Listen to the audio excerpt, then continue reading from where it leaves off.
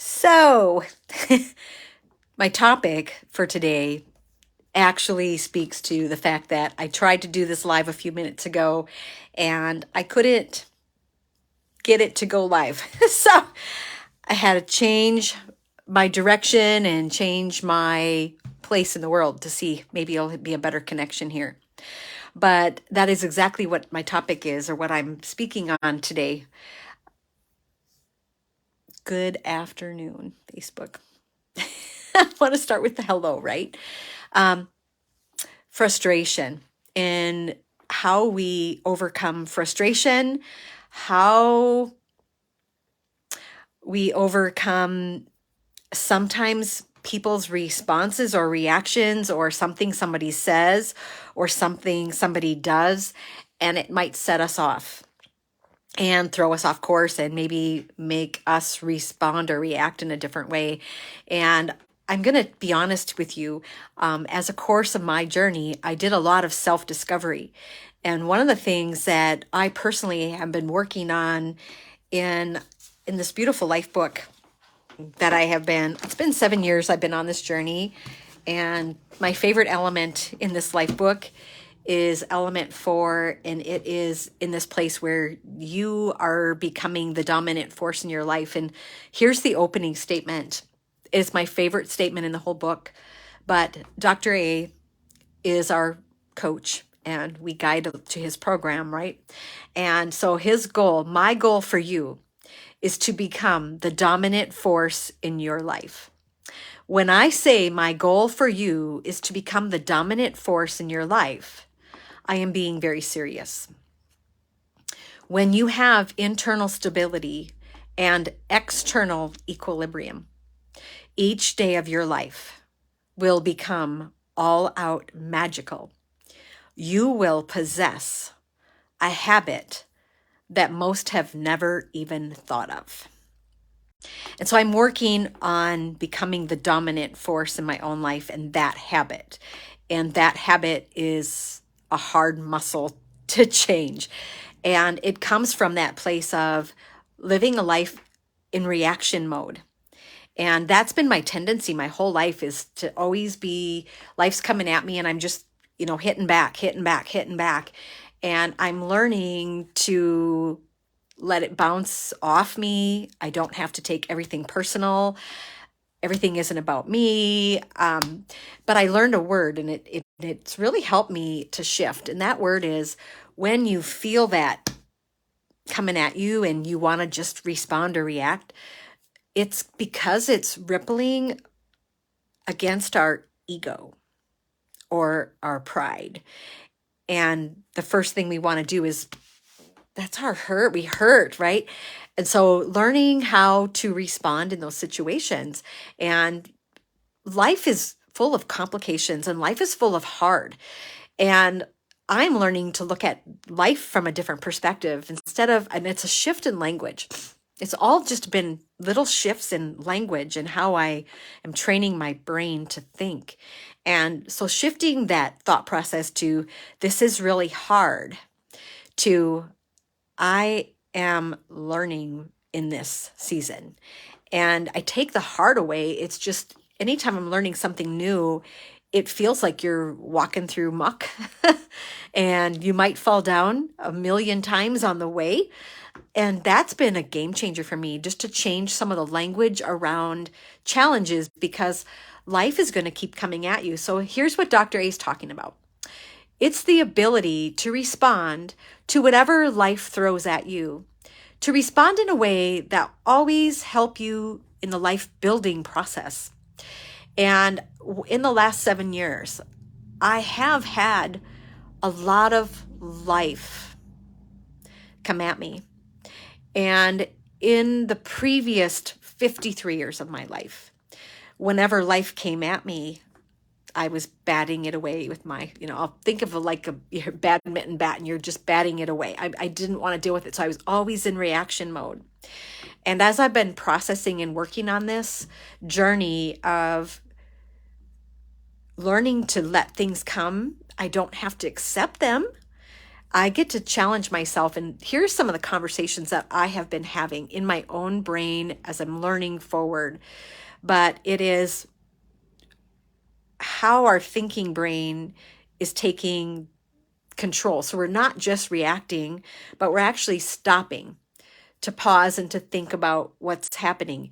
Maybe that person that cut you off is in a hurry to get somewhere.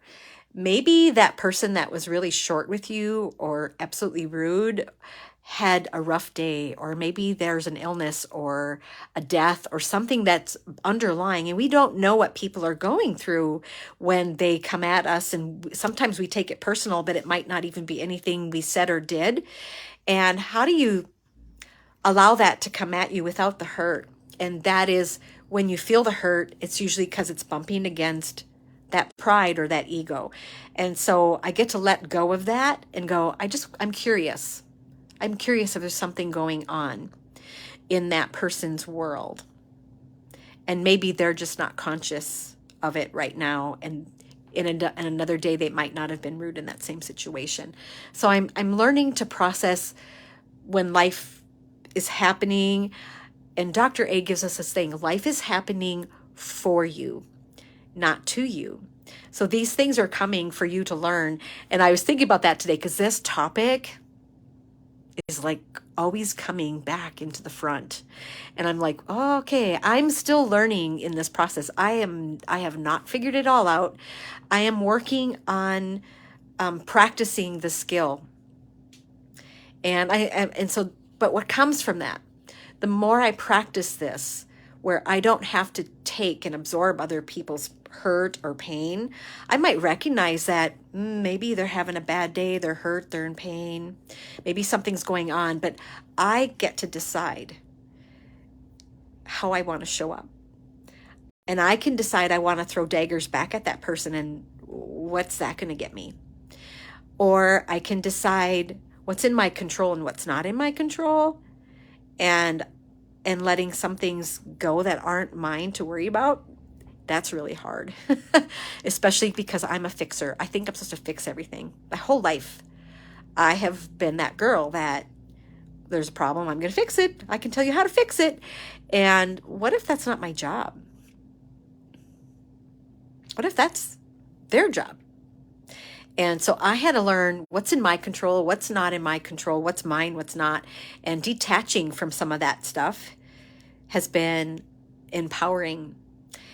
And the other beautiful part of that is, on the other side of that is a place where you learn peacefulness, calm, serenity, peace of mind, letting that stuff go. Because we know it just like everyone else. Life goes on. People have stuff. And sometimes it's heavy stuff. And because we have those heavy things, and maybe we're not always on our best behavior. At least I know I'm not. But this is what this element has really helped me to discern, is throughout the day, I get to do little self-checks, like, where am I? How am I showing up? Am I showing up at the highest I can in this day, in this moment? And those little opportunities for me to check in with myself, like, where am I?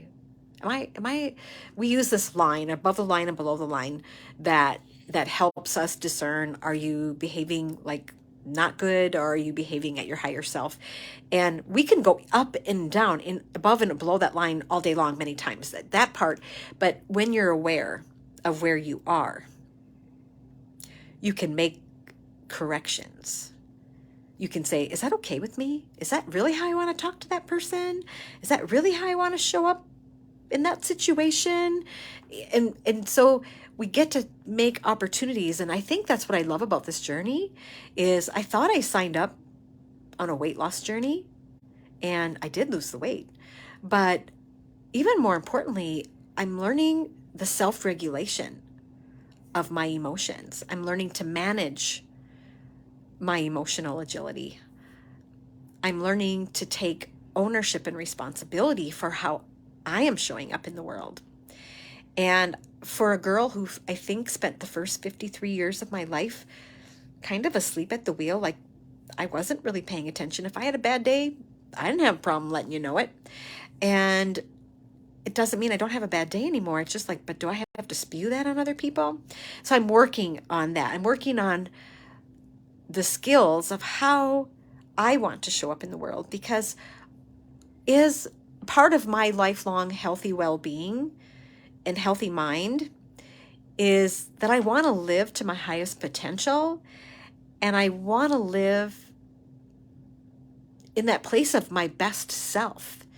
And so I'm always looking at her and what is she doing? What is my best version of me as I'm evolving? How is she handling the circumstance or the situation? Is that what she's doing? And then I get to start making those directions as to, so she's leading me. My future of who I want to be and who I want to become in the world is helping me lead me to where I want to be. And that's how I want to show up in the day.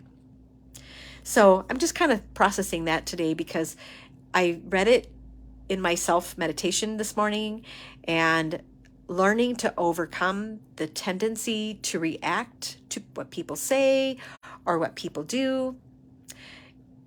It's not healthy. So I want to learn how to respond so that I'm not living in a world where I'm constantly reacting to things, but I'm actually calm, cool, collected, from a peace of mind, responding to situations. I don't need to put all the fires out anymore. That was my life. From the time I woke up, I was constantly putting out fires. Do you feel that every once in a while? It's not a healthy place to live in our mind. And then we wonder why our cortisol level is high. And if you're an emotional stuffer and eater because you want to numb that, it's a part of the equation. So that's an area where I'm working on right now, 7 years into the journey, because I found some of my old habits are starting to resurface, and it was time for me to start digging deeper into what's going on. And then I get to make conscious decisions about, am I okay with what's going on? Do I want to live in this pity party, or do I want to move through the pity party and onto a fuller, healthier, peaceful life? That's my journey today, taking you with me. It's not a straight line that we go on this journey.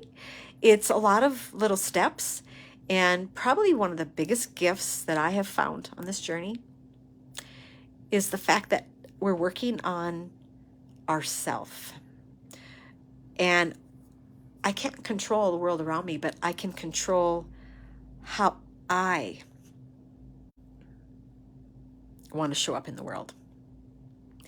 And that, to me, that serenity and peace of mind, that's the transformation that I'm working towards. Living my highest and best purpose with peace of mind. And the word I heard, equanimity, when you're congruent and aligned. Body, mind, soul, spirit.